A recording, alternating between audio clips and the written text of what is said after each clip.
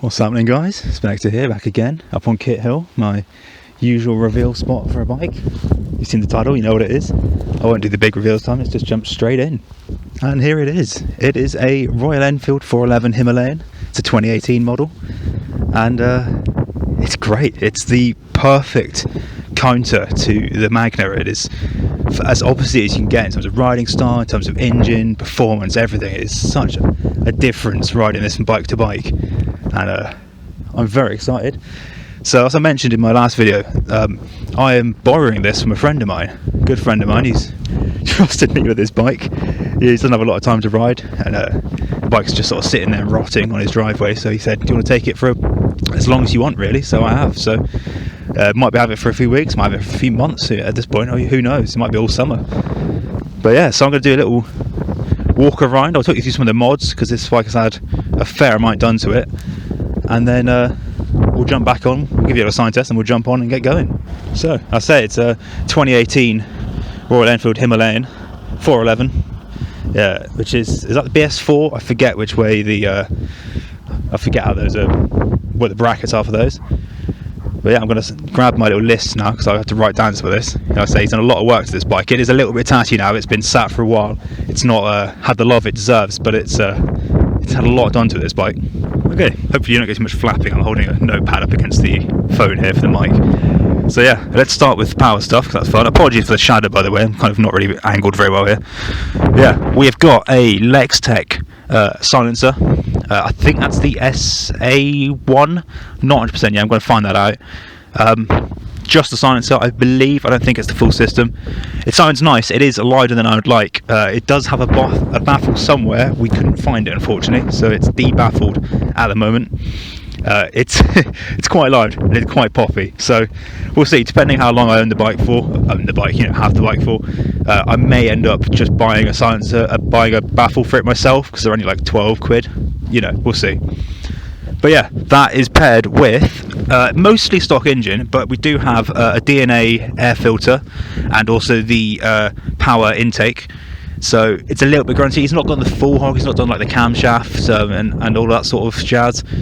So it's still like, you know, the actual performance gains are fairly negligible, but it's more just to help it run nicely with the exhaust. Tyre wise, while we're down here, these are a set of TKC 80s, front and rear. Big chunky tyre. Get a look at these for you. These are a real decent tyre. Good off-road. They're supposed to be quite good on-road. Spoiler alert, I'm probably not going to take this off-road very much, just because it's not my bike. I don't have the experience to do that in a way that I'm not going to just smash the hell out of his bike. He does take it off-road. We'll get onto who he is in a minute. But good chunky tyres, quite new, so I'm actually running them in for him. While we're down here and while we're sort of looking at the bike generally, he does have the jack-up kit on it, which raises it slightly. I don't remember how much by, but realistically it doesn't make a huge amount of difference because it's quite soft in the suspension. So as soon as you sit on it, it sags. So it's a bit of a weird one where let me just kick that stone out of my tyre. There you go. It's a weird one where, like, if I sit on it on the centre stand, I'm like swinging my little feeties in the air, but if I sit on it on the bike, it's absolutely fine. And that's also paired. We do have the Seat Concepts padded seat here, and pillion as well, which is quite a thick seat, so it's nice and comfortable. I'm not mad keen on the seat so far. I feel that it's angling me sort of forward towards the bike a bit too much, but it's alright, it does the trick. Protection wise, like I say, my friend does off-road this, so we've got an aftermarket sump guard. I'm not sure on the brand on that, but it's a big chunky piece of metal, and we've got the good old Givy crash bars as well. We've got aux lights. These aren't wired in properly. They just broke a while back. The switch broke. I might end up taking the switch and fitting those myself. We'll see. Because I'd like to have them, but we'll see. I'll take it out at night ride and we'll see what we're doing with the stock headlight first. Stock headlight. We've got a nice grille guard, which is it's one of the specific ones because it fits better than the universals. We've obviously also got the bike busters, which goes as standard, and we've got the pannier rails. He does have the luggage. I didn't take the luggage because I don't feel like I need panniers for daily riding, but we do have that. Around the other side, I apologise about the light in advance for this. We do have a DHD extra HD chain, so a nice chunky chain upgrade, which is a little bit grotty, but it's fine. We've got UHD tubes, and we've also got the sat-nav bar up here, which is a little bit clustered because I've got my sat-nav and his phone mount, and we've got some little bits like mirrors and crap like that. We do also have a USB power socket. So fall over there. You do a USB power socket up behind there, which is nice. So yeah, like I say, I'm borrowing the bike from a friend of mine, and this is the friend of mine. So he does have a channel himself, Cornish Biker. So I actually met him through the YouTubes, weirdly. I'll link him down below. I'll link him up above. Don't go and follow him because I've only just overtaken him on Subkine, and he's not uploaded for 4 years, and I made like 37 videos last year, so I'll never hear the end of it if he ever takes me again. So go and watch his videos if you want to see more of this bike and see it off-road and stuff, but don't subscribe to him. I'll let you know if he uploads videos again, and you can subscribe to him then. Until then, leave it. But it is funny, this bike, because obviously I met him through the YouTubes, and he's done this bike for a while. It's a bit of a time capsule for like old motovlogging. You got Itchy Van Moto, you remember him? I don't know if these guys are still even making content. You got a few others up here, and this one down here is fun. Another Cornish motovlogger, and Stegosaurus. He was a good kid. I don't even know what happened to him, but yeah. Back in the day, I actually made that logo, or I helped make that logo. I did the visor for him and a photo of his helmet. Yeah, fun fact. It's weird how much the scene has changed. Like I don't know where any of these people are now. But like I say, my friend, I met him through the YouTubes.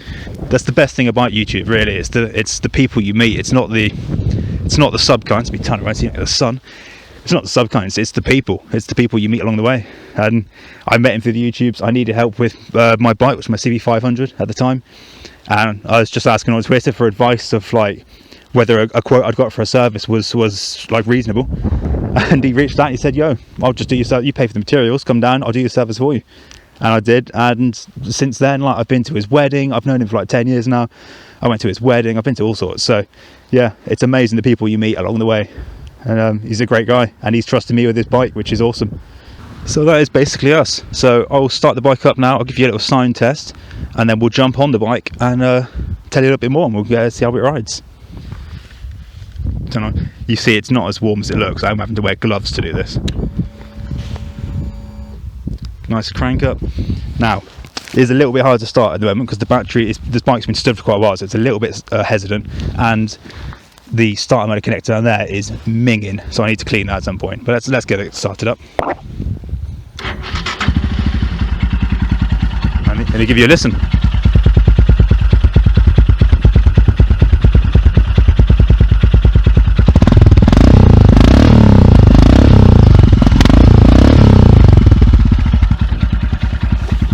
So like I say, it is light, this can. If it was given the choice, I would put the baffle in, but it's not horrendous. You see there, it's died me. But yeah, it's a good bike. Oh, we haven't got the Lomo luggage as well, I mentioned that. But yeah, it's a cool bike, and I'm excited to like take it places, particularly when it gets warmer, and just sort of see what we can do.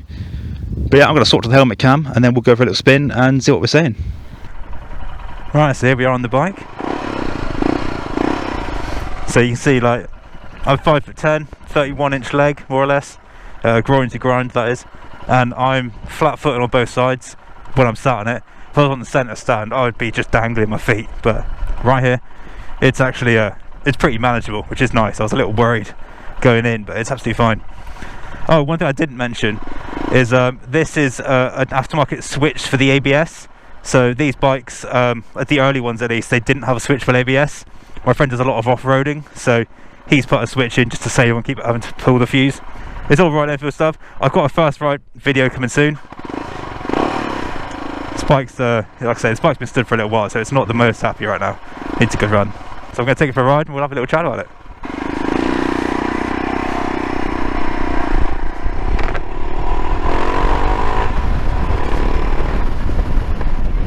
Beautiful day down here at Cornwall. Like I said, we're at Kit Hill.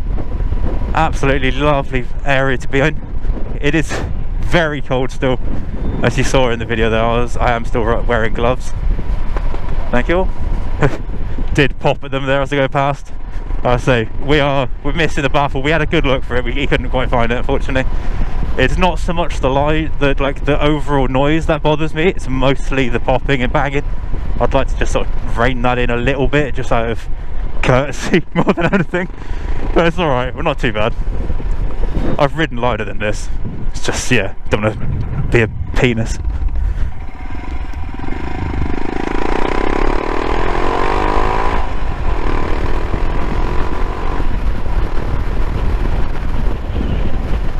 So yeah, like I say, my friend Cornish, I'm going to call him CB just for the purposes of this. Cornish biker. He is linked below. He will be linked below. We'll just have to be careful of this learner here, just in case there's any sudden learnerisms. Yeah, he's lent me this bike on a more or less indefinite basis. Should we go down there? I have no idea where that goes. This battery is not doing great. It does die periodically. I'm hoping just once we get a bit of riding through it and get a bit more juice back in it, it should be alright, but we'll see. Like I say, this bike's been it's been standing a long time because my friend the CB just doesn't have time to ride it. Basically, he's got a lot of life commitments. He's got another bike as well, a Buell, which you'll have seen on the channel a couple of times now, and at the end of the day he doesn't have enough time. The bike was just sitting there. He offered it to me, and he just said, he tried to sell it to me for a start, and I'm not at this time. I'm not looking at this bike with an aim to buy. That may change. I may fall in love with it and decide I actually want it, but which is possible because I've had a really good time with it. Like I say, you're going to see a first ride. The next video will be a first ride for me coming back and getting it for the first time, and you get some impressions there. But it's a really fun bike. It's great. It's great fun. Very slow, comically slow, but it's a good, honest, simple, like no frills, no spills bike. I've had a great time with it so far. And I say, I don't know how long I'm going to have it for. I might have it a couple of weeks. I might have it all summer, you know. It's one of those where it's very open-ended at this point. If he wants it back somewhere, he can take it back. If I decide I'm done with it, then I'll give it back. But yeah, it's just a chill bike to mess around on. And plus, at this time of year, there are plenty of places I don't want to take the Magna right now because it's dirty and filthy. That's really cool. It's an abandoned old cottage there, all boarded up. That's really cool. Yeah, there's loads of places I don't want to take the Magna right now because it's too dirty, it's too grotty, I worry too much about it. And having something like this where I can, I don't want to say I don't care about it, where I can just be a little bit more like carefree, and like that lane up there, like these little lanes, I'm not going to be taking us off road, I don't think, just because I don't have the experience to do that on someone else's bike. And although my friend has said, like, listen, if you drop it, you damage it, it doesn't matter, he doesn't care, like, just, you know, buy the part, fix it, like, it's fine. But even with that, like, I don't want to risk, you know, messing something up on someone else's bike because he's doing me a favour with letting me use it in this way. Don't want to thank him for that by just throwing it down the road into a green lane because I'm being an idiot.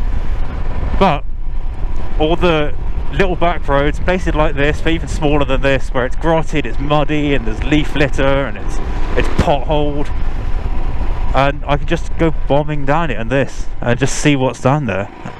Let's go up here. Hello, pheasant. Thanks, buddy. And yeah, it's just it's one less thing to worry about on bikes like this, and it's the perfect bike for this sort of lane as well. That's the thing. This bike is not quick. This bike is very, very slow. I've already met the limitations of it on speed, but for stuff like this where you're only really doing like 30-40 mile an hour anyway, it's got plenty of poke, low end poke for just like picking up along here. Like I say, we've got the can. I actually suspect it might run a little bit better if I had the baffle in, because popping it back in is generally a sign that you're wasting fuel. But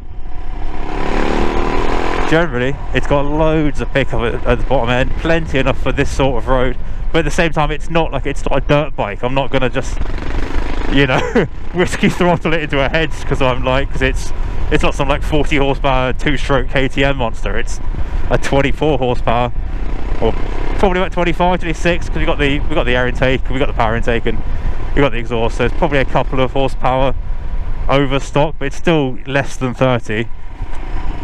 God, it's pretty down here. I've not been down this road. I say this is what I want this bike for. It's the stuff I do on the little CG125, where I can just go and just, oh, what's down there? Let's find out, and just go ride down it. And Oh, I think I have been this way actually. I recognise that sign. Not bad enough to know where I'm going, but let's just go down here, shall we?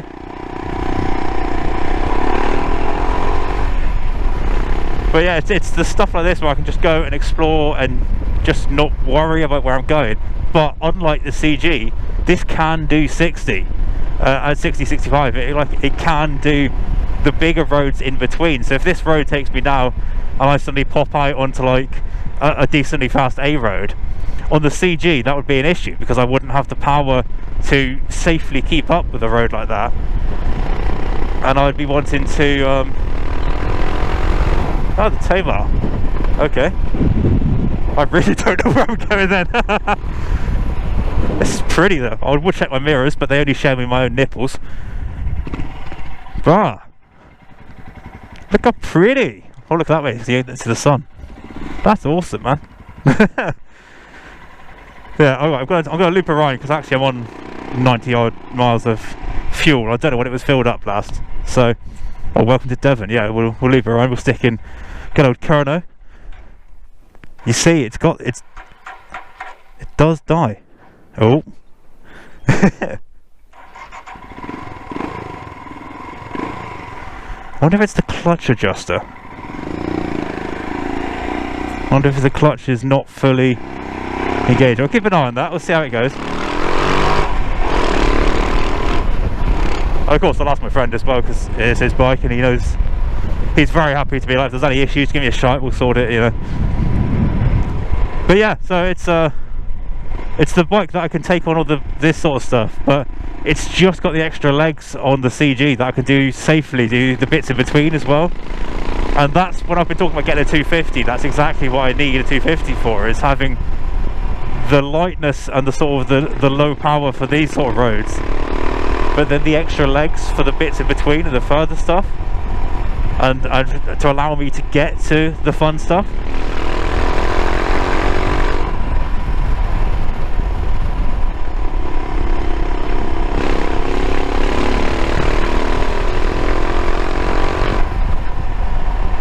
So yeah, the bike's cool. There's a bunch of stuff not working on it. Well, I say this bike, it's had a bunch done to it, but it's also it's not been loved for a while. So things like, you might notice the gear indicator's not working currently. I don't really need that, but it's a thing. I really need to clean the starter motor connector because it's very rusty and corroded. So I need to take that off and just scrub it with some, you know, wire wool or something at some point. I need to get a Brillo pad for that. Old Student Topwell. Don't know where any of those are. Yeah, so the bits and pieces, it's got aux lights. There's no way to turn them on currently because the switch that was here broke. So it's got sort of stuff to go back onto it. There's definitely more. Like I say, there's definitely more. There's bits and pieces that are loose. The bike it's very much a bike that he rides, this one. It's not one he particularly, you know, it's out there polishing and cleaning, looking after the whole time, and nor should it be. It's a Royal Enfield Himalayan 411. Like, the purpose of this bike is to go and be just a little donkey, and you just ride it around. You don't have to be too precious, you don't have to be too careful, you just get out and go on it. So yeah, it seems good. I will stick a battery meter onto the battery when I get home, just to see what we're saying with that. I might be that I need to give it a top up. Longer ride probably do that, but also the cold's not helping this time of year. We'll see. Hopefully it doesn't need a new battery. That'd be quite annoying, but we can sort that if it does need one. And you know, like, I do like 40 down here, right? And as I have to do, like, you want me to see this because the camera is so much lower than my eyes, but for me to look in the mirrors, particularly this time of year when I've got like you know, a bunch of layers on under my coat, all that shows me, particularly the right one, which is worse, is my own like haunch, my own gut. So if I'm going to look behind me, I have to lift my elbow and then have to lean off the seat to see down the cab. It's not ideal, but I guess that's the price you pay for having them inboard, so you don't break them when you drop it off-roaded. But this sort of road, like, I can go faster down this than I would on the CG because I know I've got brakes that work on this, whereas the CG's got the sort of dodgy drums, and I know that I've got. Are you going to stop at the wide bit? Yeah, there we go. Thank you, sir. Gonna stop back here, but that's fine. Yeah, because I know I've got brakes that work, and I know I've got suspension that can handle the bumps, and I can, you know, doesn't get thrown about as much. So It really is, it is ideal really, this sort of thing. It's kind of an awkward middle ground really in terms of like whether I would buy this bike, because like I've been looking at bikes, the second bikes, or you know, second big bikes to go alongside the Magna, and I had that Trans out for a few weeks, and I'm looking at sort of the two sort of genres of bike that I'm looking at. One is a Transalt replacement, probably not a Transalt, just because the insurance costs more than I think. So top of that list is like the BMW F650 right now, so that would be really good. And then the other thing is, like I say, a 250 where I can have fun with my mate who's got 200s and 250s, and I can customise it, I can make a little scrambler and have some fun with it that way, and like rip it out and then do the sort of Himalayan stuff with it, do like this sort of thing. But like this is, although it's 250 kind of performance and it's very capable of that sort of riding, it's kind of too big, physically too big to play nicely with like my friend's 200s. Like it's a little bit big for that sort of thing, but it's also not big enough to replace the Transalt, because if I wanted to go to like Wales on this, that would be really annoying, because it can't really do dual carriageway speeds. You know, you can, but you're working it hard. Like you wouldn't want to ride all the way to Wales strung out in top gear. It's not good for the bike. This bike's got a bit of an issue with its front wheel, so it's a little, I'm told it's a little bit dodgy at sort of 70-75. It starts to get a little bit of a shake on. It's not one thing or the other. It needs to either be bigger or smaller. So I don't think I'm going to end up buying it, and I can't afford to buy it just to replace the CG and then get another bike on top of it. I have 3 bikes. I think I won't buy it, but I'm very happy to borrow it for a while, because I can have all of this sort of fun on it without having to cough up the money to buy the thing, which is awesome. It's a great fun. It's a toy that I can enjoy for however long I enjoy it for, and then we'll go from there really. And it means I don't have to rush into trying to buy a Transalt replacement, because I have been looking at the options going, oh, I really want one of those now for this sort of winter riding. And actually if I got one, I'm not as rushed to get one now, because this can handle a lot of the winter riding kind of weight, because I'm not going to go touring anytime soon. But yeah, so I'm going to leave that there. I don't know how long this video is, but this is my new long-term loaner for my friend. Like I say, do check out his channel. I'll link his channel below. Do check him out. Don't subscribe to him, because I'm ahead of him by like 35 subs at this point. I'm going to be really upset if you all go and subscribe to him, because I've never heard the sodding end of it. Like I say, he has not uploaded a video in like 4 years, and his last few videos he didn't even have a microphone properly either. So, you know, you stay here with me, you watch his videos. If you want to see, he's got a mods walk around, he's got a review, like an owner's review, and he's got a couple of he's got a few green laning videos, both here in Cornwall and also up in Salisbury Plain. So mostly just music over the top, but you know, if you want to see some like this bike with some scenic views and stuff, then go check those out. But yeah, I'm gonna crack on. Thank you very much for watching. The next video is a sort of precast to this one, which is gonna be my first ride home after collecting this from where my friend lives, further down in Cornwall, and that'll be sort of my first impressions and so on. And then yeah, we'll see what comes next from there. It might be this, it might be the Magna, might be both, might be neither. We'll see. I'm going to keep following this awesome truck, this American truck here, Chevrolet. But yeah, thank you for watching. Ride safe, take care, and I'll see you all in the next one.